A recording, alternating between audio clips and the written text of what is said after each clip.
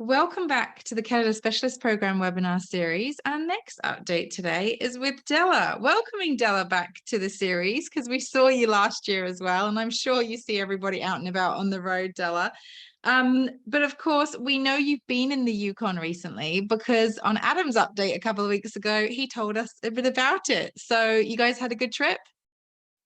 Yes, absolutely amazing. Thank you. We were very lucky to have Adam with us, of course, because I know he's been trying to get to the Yukon for a long time. So we were really pleased that he could join our winter trip. So we had an amazing stay in the Yukon. We also actually tagged it on to Vancouver. So Destination Vancouver and the BC Tourism helped us with that part. So yeah, absolutely great. And I've added a few pictures of that into my presentation. Oh, we love a few personal pictures. That's all good. Okay, well, thank you, Della. Over to you. Okay, you can't see the question chat box on my screen, hopefully, because I can see it. But anyway, hopefully No, you can't. all good. Okay, great. Okay, fine. So the first question I kind of normally get asked about the Yukon is, where is it?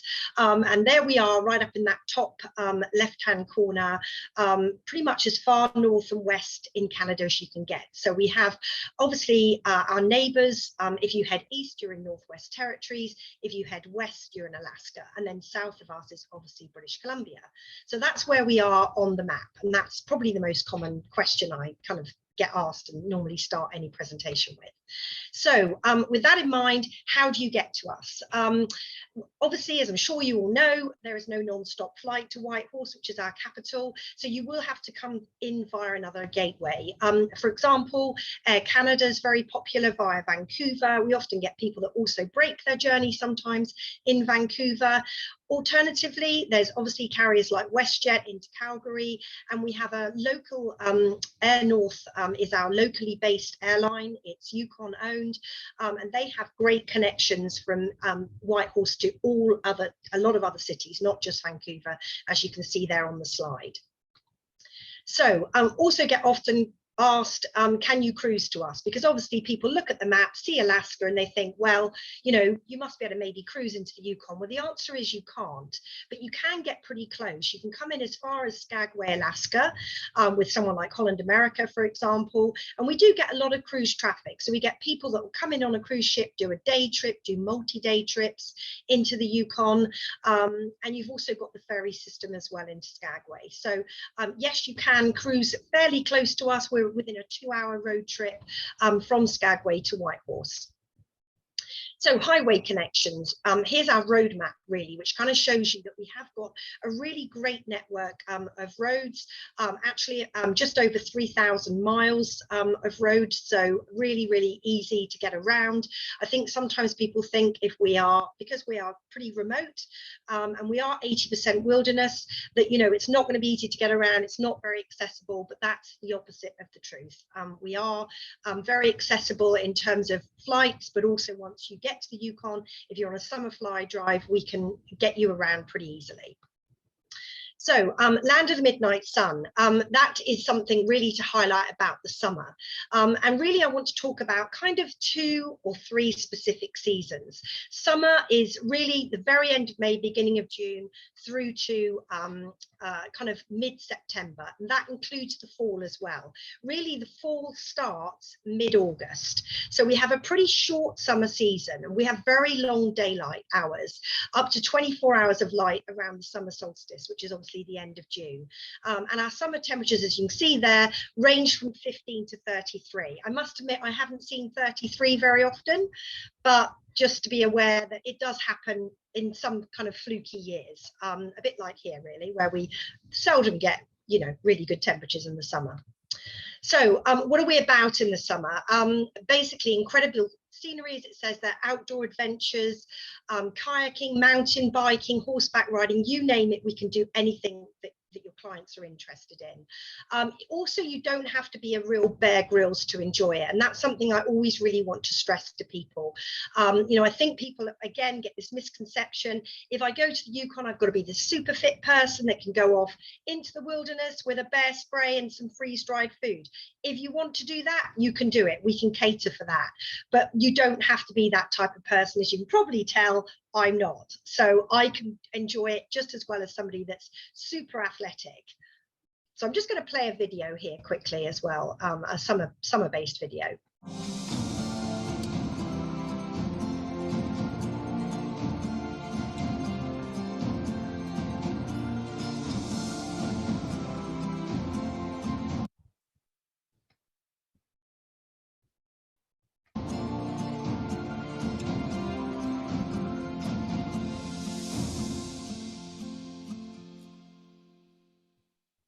So pretty beautiful, as you can see, in the summer, but also equally in winter. Oh, sorry, I wanted to try and do that again for you then.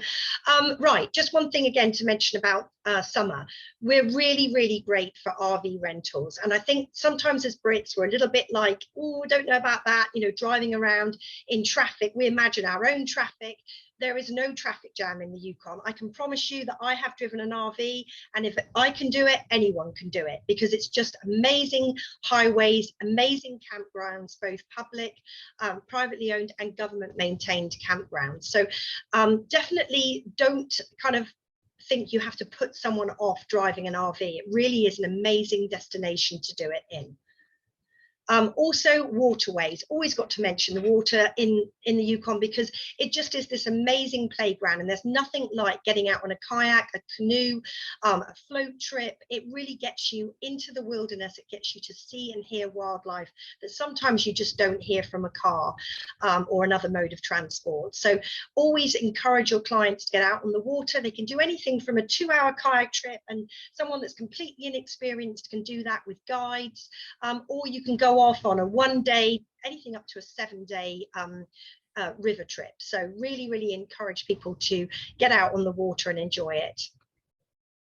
So another thing that is summer actually and winter is glacier flight seeing. And again, this is something we always try and encourage people to do. And the reason for that is we have actually 2 UNESCO heritage sites now. We've got a very recently named one this year, which is the whole area that includes Dawson City. But the one before that, which we've had for a lot longer, is Kluane National Park. And this picture here is of one of those flight trips landing on the glaciers of Kluane National Park, and it really is a stunning way to see how vast that area is. First Nations culture, always want to mention this, because we have 14 tribes with 11 different languages, and it is such an integral part of Yukon's culture and history. We have festivals, we have cultural centres. Almost every kind of sizable community or town will have a First Nations cultural centre, and these are really great places to learn about the local history. And you know, you can go in and see a movie, you can speak to elders, you know, just learn about the local culture, which is just absolutely fascinating. And that's just an example of one of those cultural centres that I'm talking about, but there are many more. Right, so going on to winter, we've kind of covered summer and fall very, very quickly, because I don't have a lot of time to unfortunately go into a lot of detail. But winter, we are known for aurora viewing. We are known for northern lights. When I very first started this job, I was amazed how many people actually knew all about the Yukon and the fact that it's famous for aurora viewing. And one thing that we really need to kind of flag up at the moment is that we're in this period called the solar max, which is actually going to span from sort of now to 2026. That means there's more solar storms. It's not something Della just made up. It is actually a NASA-based scientific thing. And I can send anybody the links who wants to read more about it, but it will mean that it will be intensified, that aurora activity, from now right the way through the next couple of years.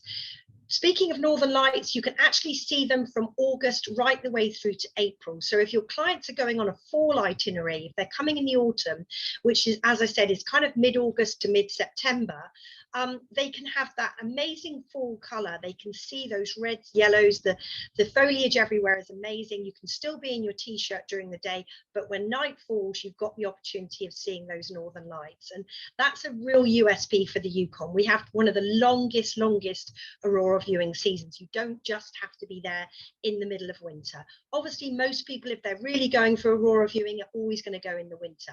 But just to kind of like make that, you know, differentiate really that you can do it in the fall as well. So what else do you do in the winter?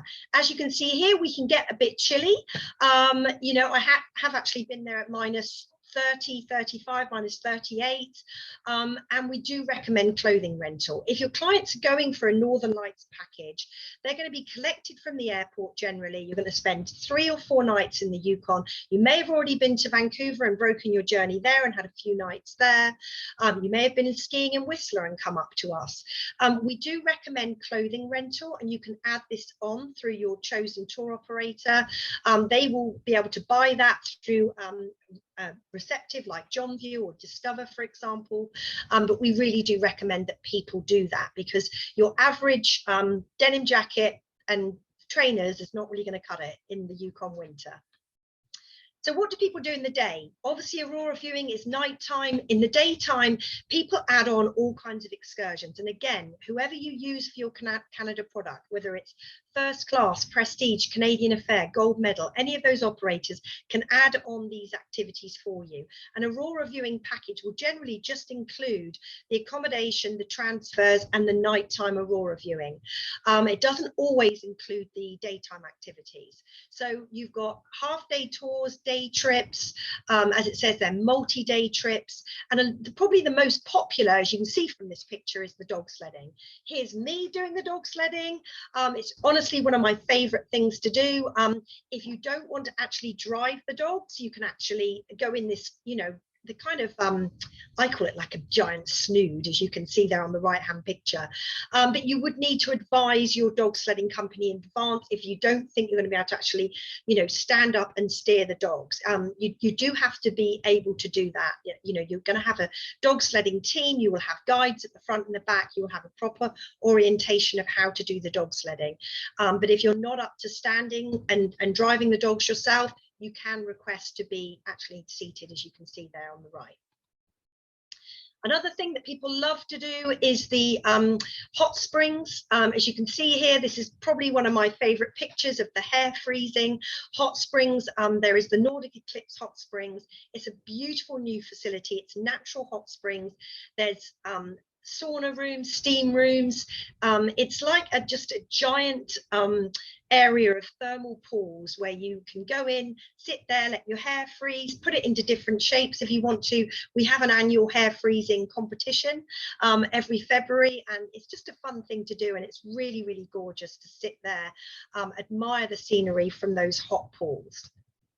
Also, snowmobiling and snowshoeing. Again, probably the top 3 things to do would be dog sledding, snowmobiling, snowshoeing, as well as ice fishing. You know, I think the thing really to impress on anyone is Yukon is a winter playground. Anything on ice, you can do it in the Yukon, and most people are going to want to do those things during the daytime. So just a quickie about accommodation. One thing I always say to people, the majority of the accommodation in the Yukon is 3-star. So if your clients have come from, you know, a Shangri-La or, you know, wherever, somewhere a bit more fancy, they need to know, and you need to manage their expectations, that the majority of accommodation is 3 to 4 star. We have nothing above a 4-star. We have a new Hyatt Place actually being built at the moment in Whitehorse, but that will be only the second official 4-star hotel in the Yukon. We have some amazing lodge accommodation. I always try and encourage people to stay in lodges where they can. Quite often these are catered, so you have breakfast and dinner, and a lot of the activities will actually leave from the lodges themselves. So it's a really great experience for your clients. And that's just an example of one of those lodges we're talking about, the Northern Lights Resort. Wilderness, just really, really quickly want to finish on wilderness and wildlife. Obviously, we are 80% wilderness. We have about 43,000 people in the size of Spain. You're never going to have a traffic jam or a crowd or have to queue up for a photo. We have amazing wildlife opportunities. As you can see here, just a little shot of that. And I've run out of time because I can see Charlie is waiting to make me finish. So please, just to be aware that we have a really great trade website. I'm going to skip through these pictures just to show you that last slide. travelyukon.com/trade gives you loads of resources. You can find my details on there. We're really here to help you in anything you want to plan a trip to the Yukon. I can speak to your client and hand them back to you. I can speak to you. You can email me an itinerary. This is what we are here to do. So please don't be a stranger. We're more than happy to help you. Oh, well done, Della. Yukon, such an incredible destination. Here comes some emoji love.